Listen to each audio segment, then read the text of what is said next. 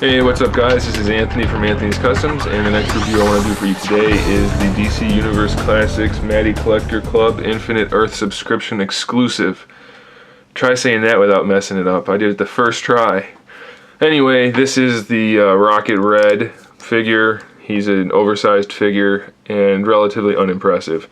He's got kind of T-Rex proportions. He's got these big legs, which is common for their Build-A-Figures, just like Stell or Stripe. They're big legs and tiny little arms. They're not super tiny, but they're pretty tiny. So let me get into the review anyway. He stands nearly 10 inches tall, so he's definitely got some good size to him. For comparison, there's Rocket Red standing on the table, and there's Batman standing next to him. So definitely has some good size to him, which is nice. It's a nice display piece. If you're a completist especially, it's not going to hurt to have him in the collection. He's definitely not a must-buy though. If you're not a hardcore DC Universe Classics collector, easy pass. There's nothing really good about the figure other than the overall size. The head sculpt is okay. Nothing special there. Metallic silver paint on there. It's painted well, but really it's not impressive. It does have a decent range of motion for the head. It goes down pretty far. Excuse me. Which is good since he's tall. Can't look up too much though. Full rotation there. This whole torso piece is soft rubber, and they just put it on over the regular body. You can see here that it was just glued on. You can just peel that off if you wanted to. It was just glued together. So it's all soft material. It's basically the same color as Stripe, that kind of off-white pearlescent color. No variation really in it at all. I'm thinking it might be a little bit darker on the top part of the shoulder pad than the bottom, but that might just be the lighting.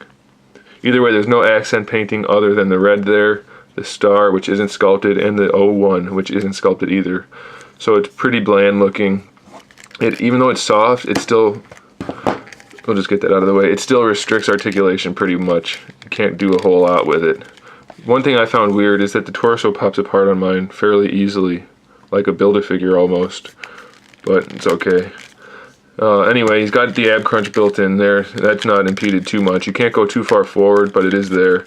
Standard ball disc shoulders, bicep swivel, single jointed elbow, and wrist rotation, which is pretty limited due to these little blasters on their arms, on his arms. That doesn't rotate either. I was really hoping I could rotate that around to get it where I wanted it, but you can't. And it's kind of just lackluster looking too. It has a little bit of silver paint in there, but still not the best. I don't know. It's just really unimpressive. He does have a waist twist, which is hidden inside of his diaper. So that's okay, I guess. This is also, oh no, yeah, parts of this is soft plastic. It's glued on down here, so it's not that soft there. I don't know why you would want it to be soft down there anyway, but it is soft up around the hips, so it's not going to get in the way too much. Standard T-jointed hips, thigh swivel. The lower parts of the legs don't really match the color of the upper parts, but it's not that far off in person, so it's not too big of a problem. Single jointed knees, ankle pivots, and then it does have a little bit of an ankle rocker, just a bit, but it's really loose. So the boots actually have a little bit of silver painted on them, a little bit more than the other parts, so that's okay. They have some variation, not a ton. They did hide the peg hole though right here, so that's kind of nice, I guess. But either way, it's just overall really unimpressive. There's not a whole lot going on here. If I wasn't a completist, I wouldn't have purchased it at all.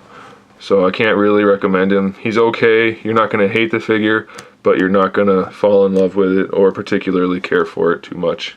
Either way.